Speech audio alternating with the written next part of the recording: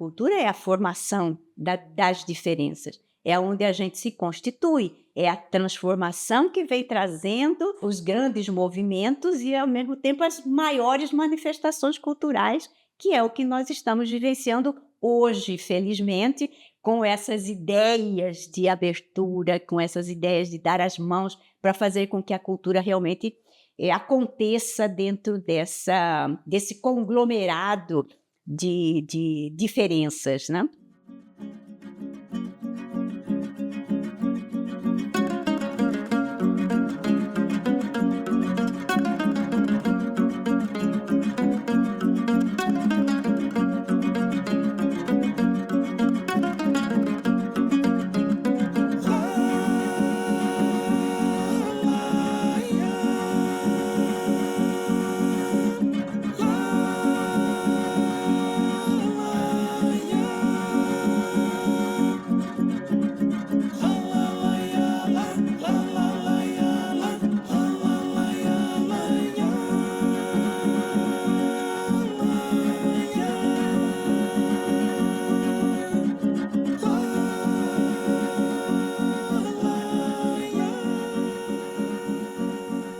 Para falar da literatura produzida em Mato Grosso, não há como desvinculá-la da literatura produzida em nível de Brasil, né? Desde o período das descobertas, quando os textos produzidos pelos olhares estrangeiros, principalmente os europeus, né? Mas antes dos europeus tivemos outros viajantes, só que nós vamos partir de um período histórico, que é o século XVI, né?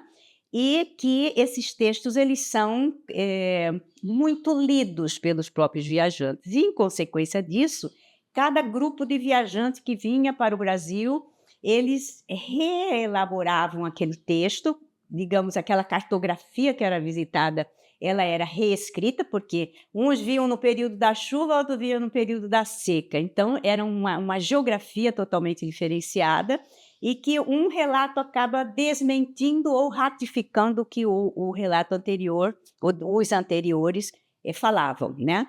Em Mato Grosso, o processo é semelhante. Porque Mato Grosso era um local, era um inferno. Só vinha para Mato Grosso os degredados. Por exemplo, os militares que precisavam ascender as funções, ou os apenados, os sancionados, vinham para Mato Grosso, no posto de Mato Grosso, como castigo. O sujeito ia para Cáceres como castigo. Você está castigado, vai passar 2 anos lá em Cáceres. Você está cumprindo aqui uma sanção administrativo disciplinar, você vai passar 3 anos em Cuiabá. Também era assim com a magistratura. Nossa, você resistiu a Cuiabá? Parabéns, você virou desembargador, virou ministro, você realmente é uma pessoa diferenciada. Para resistir àquele inferno ali, é preciso. Então você volta para a capital, ou para São Paulo, era o Rio de Janeiro, ou para São Paulo. Pô, realmente, parabéns, você aguentou. Então era necessário mudar essa imagem. Era uma imagem de inferno verde, como diria o Euclides da Cunha. Então, Mato Grosso vai se constituindo dentro desse complexo de imagens que vão se solidificando ao longo do tempo com a marca do preconceito, é o preconceito do olhar de fora. Então, o que é muito importante de se conceber nessa formação é o olhar que era descrito, a narrativa que era feita, até os poemas que eram feitos antes, com olhares de fora, eles vão se transformando, eles vão se modificando. Aninha Bananinha faz um gesto de dá-lhe banana a Dona Maria I. Depois, Aninha toma o centro da cena. Aninha Bananinha. Sou lenda, memória viva, cultura erguida do povo, partituras narrativas de um rincão de um mundo novo. Meu falar é genuíno. Caju, peixe, tchá comigo, meu povo, canta teu hino. A literatura, na verdade, ela inclui o teatro, né? Porque o teatro é um tipo de literatura dramática. E a importância do teatro na literatura, ela se compõe de diversas vertentes. Se a gente for lembrar, por exemplo, a antiga Grécia, quando nasce aquele teatro sistematizado que nós conhecemos hoje, na estrutura cênica que nós conhecemos hoje, nós vamos perceber que o teatro enriquece a literatura. O escritor de poesia, o escritor de romance, por exemplo, ele publica. E essa realidade em Mato Grosso para o teatro tem uma peculiaridade. Nós tivemos grandes festivais, principalmente na época da Federação, e hoje toda essa efervescência voltou. Mas poucas peças são institucionalizadas por meio da publicação. Mas, com certeza, o teatro ele enriquece a literatura mato-grossense, fortalece a literatura mato-grossense. Nas figuras, por exemplo, de um Padre Pombo, um Israel Figueiredo, e grandes outros nomes que, para além de serem artistas, de alguma forma, seja dirigindo, seja atuando, ou seja, mesmo produzindo peças de teatro, escreveram peças, mas essas peças muitas vezes estão guardadas, arquivadas. Em relação ao haikai, temos registros, da produção haikaísta aqui no território mato-grossense desde a década de 40, com Rubens de Mendonça, ele produzia haikais também, escreveu alguns haikais, outros autores também conseguiram publicar até mesmo em algumas revistas que circulavam nacionalmente, naquele período ainda que o Estado não havia sido dividido, temos autores que estavam em Campo Grande, como Lobivar Matos, por exemplo, que morou no Rio de Janeiro. Ele também, nos seus livros ali publicados nos anos 30, 40, já tinha alguns exemplos de tercetos que hoje podem ser considerados haikais. Também outros autores, o Manuel de Barros, que também participou do modernismo em Mato Grosso e é mais conhecido nacionalmente, também tem os seus haikais que, ao longo da sua carreira, aparecem na sua obra. Hoje, o haikai em Mato Grosso está mais forte.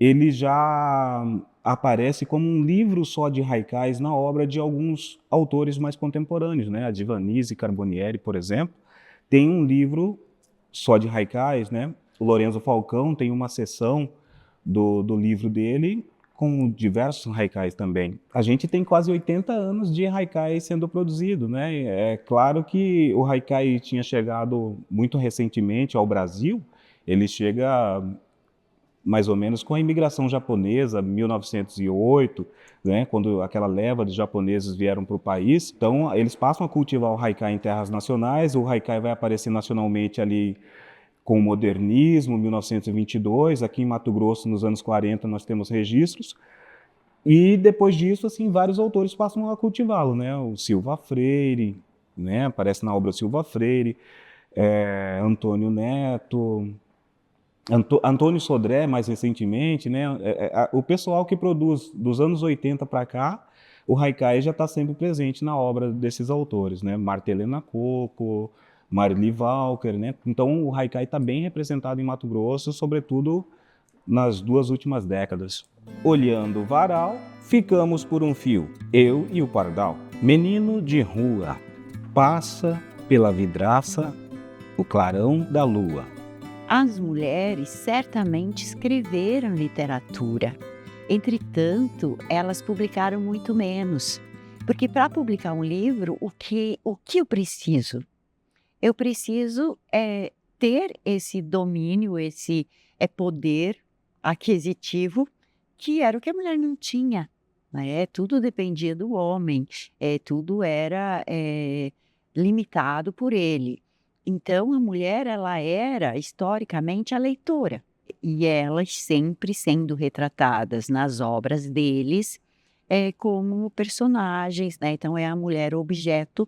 E a gente percebe essa transição lá no início do XX, muito lentamente. E depois, sim, na virada da primeira parte para a segunda do XX e depois no XXI, a gente vê a mulher assumindo mesmo essa condição de escritora, porque aí a mulher já foi para o trabalho, a mulher já se profissionalizou, a mulher já conquistou os espaços e ela, a duras penas, E ela então publica aquilo que ela escreve. O que não difere do resto do Brasil, do resto do mundo. É essa que é a saga da mulher escritora. Então, se hoje a gente tem, pensando no contemporâneo, se hoje a gente tem, vamos pensar nas clássicas, né? Lucinda Persona, Marta Coco, Luciene Carvalho, Divanice Carbonieri, a Stephanie, que é a mais jovem de todas. A Stephanie vem de uma preparação profissional, inclusive, como escritora. Então, a gente tem um cenário transformado. A gente tem um novo cenário de uma literatura escrita por mulheres de alta qualidade aqui em Mato Grosso. E mulher que publica seus próprios livros por ela. Pariu a cria e a tia ajudou a seguir. Segurou na melanina. A menina cresceu. O navio negreiro veio cheio, veio cheio. Você ganhou dinheiro e a África esparramou aqui. Para quem pensava que era lazer, que era samba, futebol e carnaval, vê direito. É quilombo geral, vê direito. Do nosso jeito, somos sua alegria, seu paladar, sua canção. Eu tenho consciência de uma poesia profunda em mim, maior. Ela é maior que tudo, ela é maior que relacionamento, ela é maior que família. A minha relação com a poesia é o maior vínculo que eu tenho, que transcende o mental, que transcende o material, que transcende o físico. Se eu fui enxergada, oprimida, direcionada, manipulada, amada, desejada como mulher, se eu surtei como mulher, se eu me vejo vulnerável muscularmente, fisicamente como mulher, se eu percebo que eu recebo menos dinheiro quando eu trabalho igual, se é atribuído sanidade maior a quem vive comigo, independente de ter ou não o mesmo diagnóstico psiquiátrico que eu, como é que eu não vou emitir, exalar e escrever uma poesia que não seja feminina? A minha poesia não é para dialogar só com as mulheres de fora. A minha poesia dialoga com as minhas mulheres de dentro. Eu acho que a literatura tem essa capacidade de humanizar o indivíduo, né? De trazer a atenção para diversos sentimentos. Eu acho que pode provocar uma empatia. Eu acho que desperta esse lado que a gente tem de melhor, né? Todos, né? Independente se a pessoa escreve ou não. A pessoa pode ser um grande leitor, né? E o leitor também tem isso. Mário Quintana que fala, né, que o leitor é também um escritor, né? O leitor é um poeta, né? Ele reconstrói aqueles textos à medida que ele lê.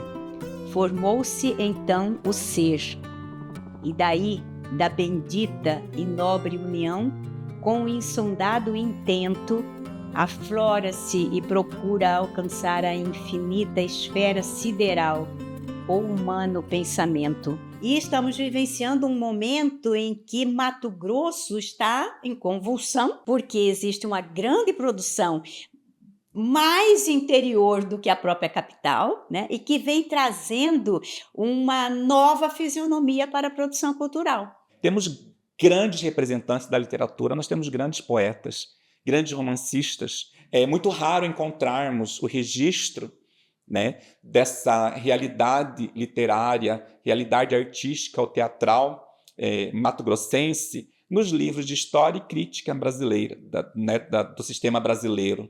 Né? E eu penso que essa realidade tem mudado de um tempo para cá. Então eu vejo muito importante a questão das dissertações, a questão das teses, dos livros que têm feito esse registro da literatura, que eu chamo de literatura brasileira produzida em Mato Grosso, porque a literatura mato-grossense não está à margem, não é algo separado, né? Mas é literatura brasileira. A arte mato-grossense é arte brasileira, o teatro mato-grossense é teatro brasileiro. Isso tenha visibilidade e force uma entrada no cânone dos nossos grandes escritores de literatura, dos nossos grandes poetas, romancistas, cronistas, dramaturgos, dos nossos cineastas, né, dos nossos artistas nas suas diversas vertentes, né, de produção.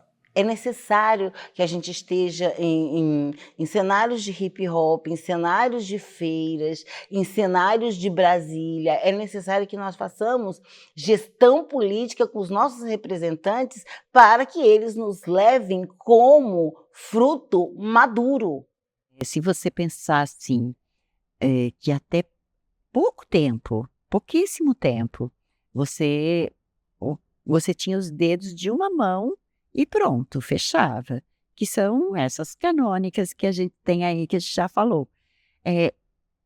Hoje, o que me anima, assim, é ver jovens escritoras talentosas, dedicadas. Porque você escreve, se você sabe o que é a dedicação, né? O quanto a gente precisa sentar ali, o quanto a gente abnega. São tantas mulheres em meus ossos paleolíticos, tantos detritos, tantas noites em claro, tantos partos e perdas, o leite empedrado no seio de todas elas em mim. No fundo escuro da caverna, eu, primitiva e extenuada, ainda afago os cabelos da minha bisavó e às vezes choro um pouco. Que jornada que é essa que você quer fazer? Tá louca? Né? No geral, para mim, sobrava o epíteto, tá louca? E eu acho que eu tava absolutamente de poesia, sabe? A literatura contemporânea tangencia a tradição? Tangencia. Continua a tradição? Continua. Cuiabá, Cuiabá, Cuiabá, Cáceres, Cáceres, Cáceres, Mato Grosso, Chapada, as cachoeiras, o tuiuiu, a onça pintada, os tucanos, quer dizer, tem isso. Mas a literatura contemporânea proporciona uma diferença? Sim, algumas, dentro e fora da tradição. Dentro é um olhar geográfico, digamos, um pouco mais afastado, fazendo da geografia um cenário e não o protagonista. Isso é bom. Ou seja, a moçada que está escrevendo agora, com 25, 22, 30 anos, está usando o cenário, mas o cenário não é o protagonista. Então, eu acho que essa é uma parte interessante naqueles que estão conversando, dialogando com uma tradição identitária brasileira. Esse é um ponto. E tem outros autores, acho que me incluo neles, que realmente não querem essa identidade. E o apagamento dessa identidade também é intencional, não é por acaso. Então, muitas vezes você fala que o sujeito está saindo de casa ou de um apartamento e não diz o local, isso também é intencional. E pode não ser intencional num livro. Agora, quando você pega 10, você fala, puxa vida, para aí, tem alguma intenção. A ruptura, ela não é o enfrentamento. A ruptura artística, estética, é a ruptura da tradição, é o desprezo. Essa é a ruptura. O enfrentamento nada mais é do que o diálogo com o passado. Para dizer eu sou diferente do passado, você precisa citar o passado. Você precisa fazer uma certa paródia com o passado. Mesmo brincando, mesmo desconstruindo, mesmo esculhambando. A ruptura é você olhar e dizer, não faço isso, faço outra coisa. Evidentemente que você vai se alinhar a outras tradições também, eu não sou ingênuo. Mas a esta não. Então, talvez é esse panorama que esteja acontecendo no contemporâneo. Dizia Oswaldo a mulher que inventara um guarda-sol. Aí está o primeiro nome dado à maquineta. Para quê? Perguntou-lhe Filomena, que já acompanhara outras tantas ideias geniais serem abortadas pelo marido inventor. Qual a utilidade de se guardar a luz? Insistiu a mulher, cética até a medula. O carro que passa, borrifa a lama, espatifa a lua na praça. Coricho a florir, na flor d'água o guri, olha o lambari. Assim como era no Japão e o haikai praticado no mundo todo, o haikai de Mato Grosso ele é muito semelhante nesse sentido. É uma cena que precisa ser captada pelo poeta, né? E ele pinta uma cena, uma determinada cena. É como se fosse uma câmera fotográfica e ele tira uma fotografia daquele instante. O haikai em Mato Grosso, muito pouco aparece a questão do regionalismo, né? Aparece um ou outro elemento, mas ele não se prende exclusivamente ao local. O haikai produzido em Mato Grosso, ao mesmo tempo em que ele é um haikai regional, ele é universal também. Como o poeta capta aquele instante, ele vai retratar muitas vezes a natureza, e a natureza daqui da nossa região vai aparecer. Assim como o poeta japonês via o pé de cerejeira, né, e transformava aquilo num poema, o poeta regional vai ver uma goiabeira, né, uma lixeira, né, um pé de manga, um pé de caju. Então isso vai estar ali representado, o calor, né, da cidade. Não é interessante que se fale em literatura mato-grossense, literatura cacerense. Adjetivar a literatura, não, né? Mas é a literatura brasileira. Essa literatura brasileira é feita em vários lugares. Eu só espero que multiplique no nível de Brasil a presença das mulheres pretas, porque num país que a média de 62% da população é de pessoas negras, urge. Mulheres são 51%, pretos são 61%, 62%. Para mim, é consequência natural de um país que se assume enquanto história, enquanto população, lugares de poder para essas pessoas, de poder contribuir, de poder crescer e de poder mostrar caminhos inéditos para o novo, para algum futuro. Né? Eu me surpreendo cada vez que eu vejo uma leva de novos escritores, né? Ou de escritores novos, né? Que estão produzindo não só voltados para revigorar a tradição, porque isso sempre acompanha o escritor, né? Mas principalmente de dar esse boom, né? De dar esse salto para uma literatura que vai estar plugada, ou que está plugada com os grandes centros de produção. O Mato Grosso precisa se vender em grãos e letras. Nós somos um produto artístico maduro, que precisa se dar a conhecer para um Brasil. Esse derramar urge, a gente precisa estar seguro disso. Eu acho que o momento é este. Junto com toda uma sinalização econômica, ao contrário, a gente não é monocultura quando o assunto é literatura. Nós temos bons prosadores, nós temos bons poetas, nós temos uma vanguarda de poesia virtual. Eu acho que tem tudo. Tem teatro, tem audiovisual forte, importa que o audiovisual registre a poesia, como o que está acontecendo aqui agora, mas importa que a gente tenha coragem de entender que o mundo virtual, ele cortou tempo e espaço, e a gente tem que se derramar através dele. Eu não tenho dúvida de que talvez a melhor contribuição que eu possa dar seja derramar. Chamar essa literatura que está sendo feita junto com o tempo em que eu vivo para a gente derramar pelo Brasil, pelos lugares, para a gente ser. Eu acredito na literatura mato-grossense como um território de identidade, afirmação e sinalização intelectual desse Mato Grosso que se destaca no cenário mundial. Por que não?